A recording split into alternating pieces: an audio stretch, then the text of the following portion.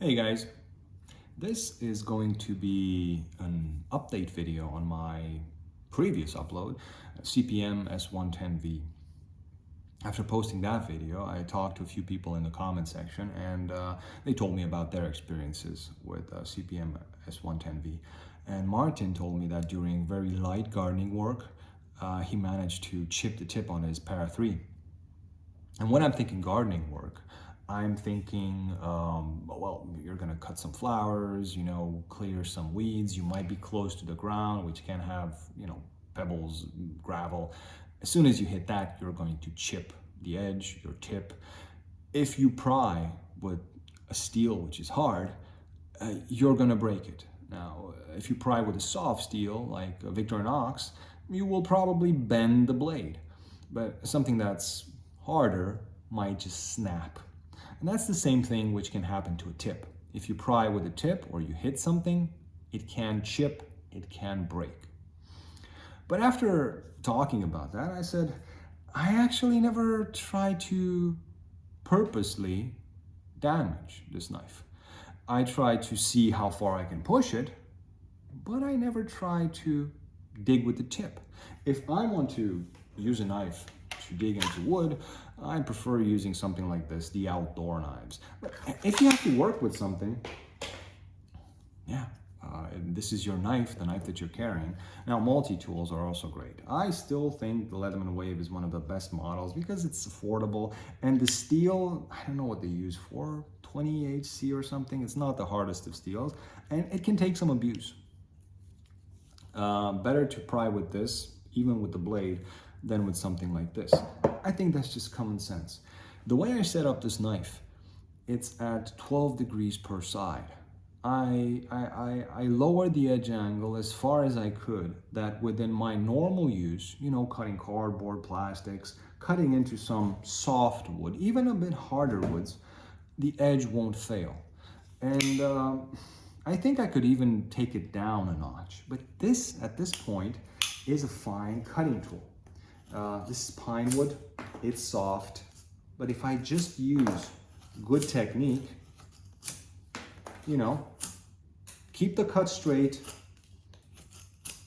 not bite into it and twist out, just keep it nice and straight. I can encounter some small knots. It's not going to be an issue. It's not even a beechwood, dry beechwood will be an issue. At this point, I've tested it. A fine cutting tool. Not really meant for abuse.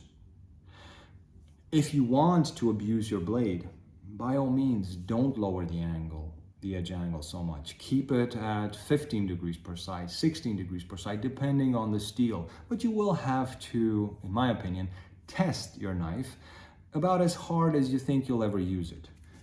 For something like this, I have split a lot of wood with this knife. And I trust the SE5 I can't really break it in normal conditions. I mean, if you get a vise and a big sledgehammer, I think you can break any knife. But if you're just splitting wood, I don't think I can break the SE5. Now, I have tested this beyond what I think I will ever need to do with it. Chopping and splitting wood, even cross grain, and I know it won't fail. Unless I do something terribly unrealistic. It's the same with this one. But I managed to chip the tip. Hope it focuses. Right there. See it? It focused. I managed to chip the tip. I also said in my previous video that I have not sharpened this knife on stone for about 5 or 6 months. I've stropped it back to shaving sharp. Now, stropping is also sharpening. A lot of people are against stropping because you can actually fatigue the edge. Fatigue happens when you take a piece of metal and you bend it back and forth.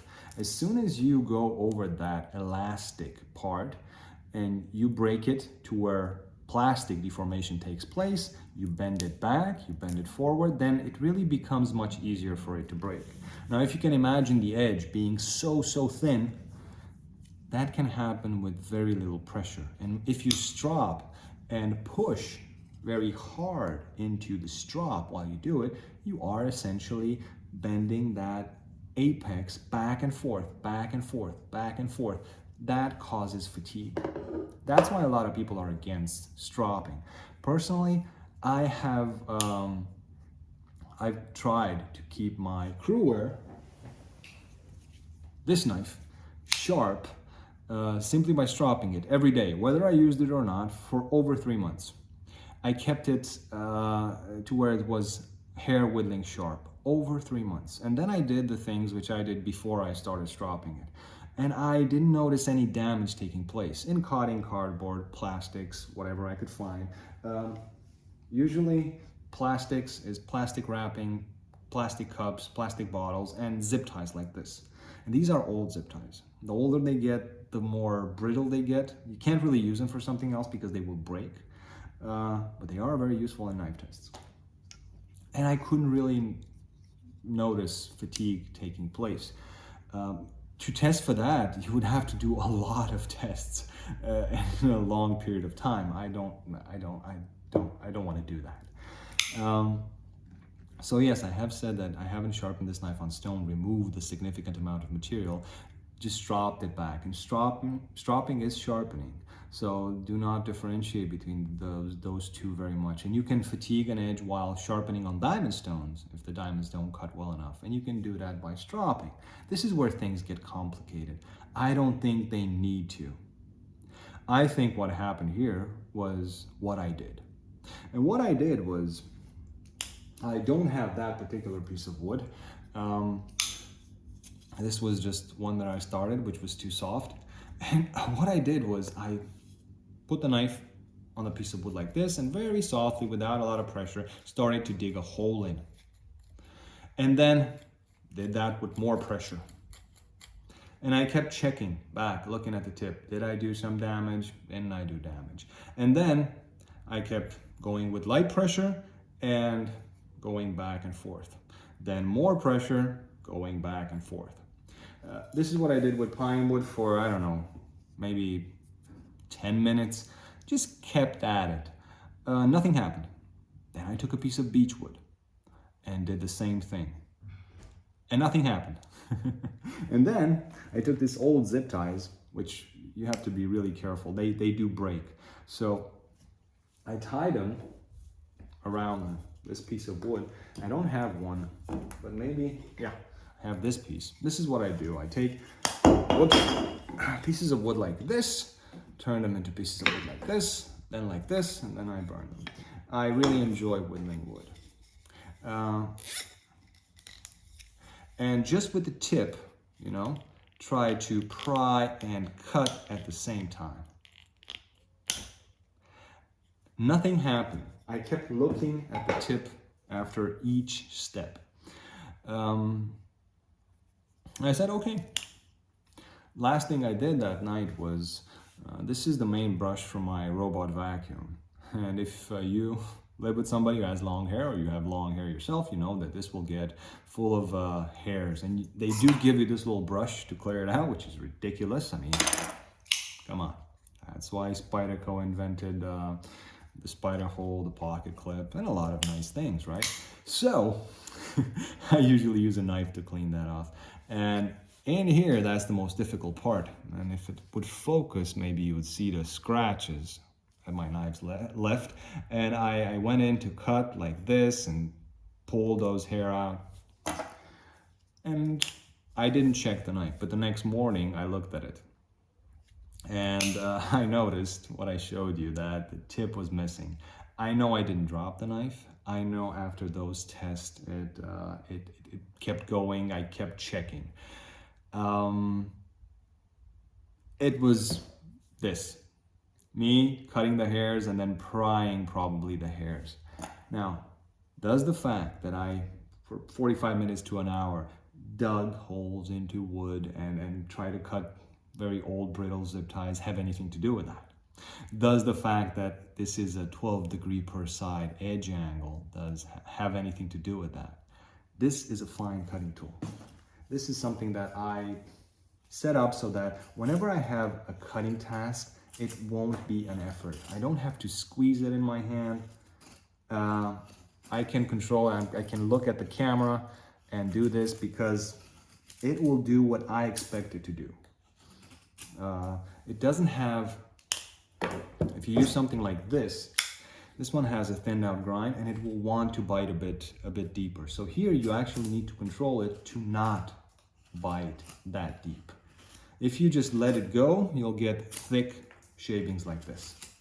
This is a better performer, even though the edge angle is larger, 15 degrees per side about.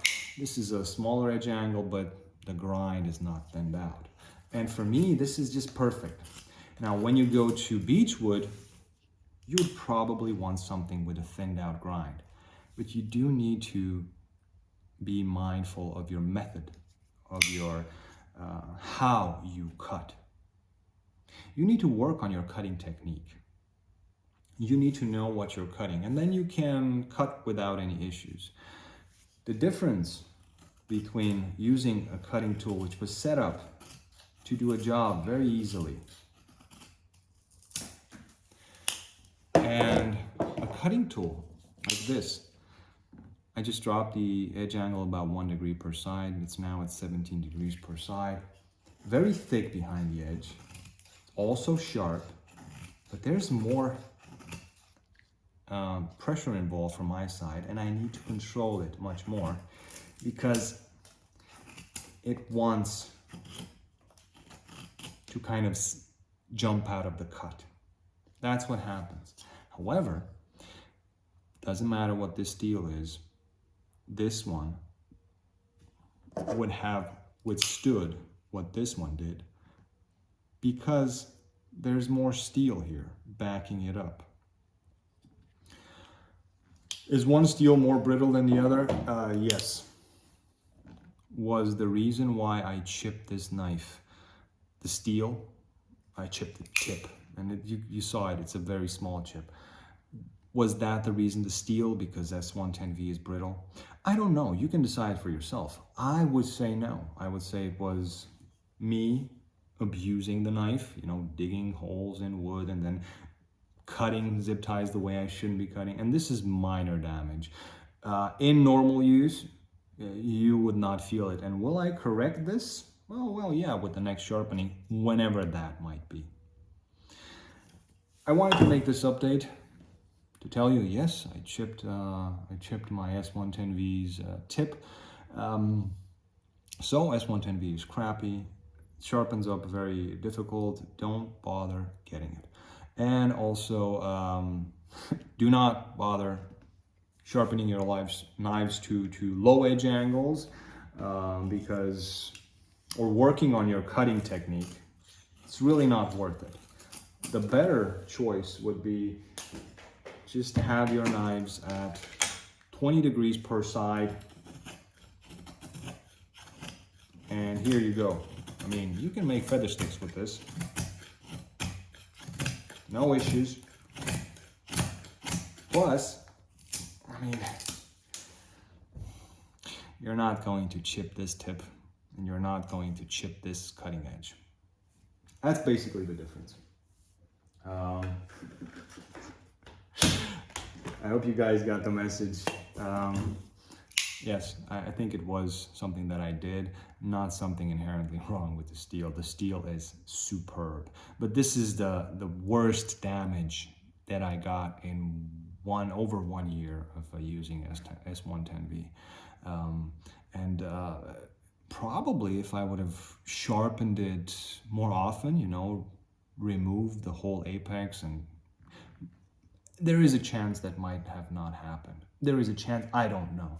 But as such, it was just me doing the wrong thing with in this case, the wrong tool. Something like this, much better for that. And usually I take any chance to use my Leatherman. I don't have that many opportunities to actually use my multi-tools. And I will use them, but in this case, just wanted to do a good thing, clean this. I chipped my tip, now it's worthless. Guys, I hope you liked the video. Hope you managed to get something out of it. Thank you to Martin for his long comments and always watching my videos. I don't know why you do it. And thank you guys for interacting with me so much. I really enjoyed it. Once again, if you have any questions, comments, suggestions, down in the comments. Thank you for watching, and as always, have a great day.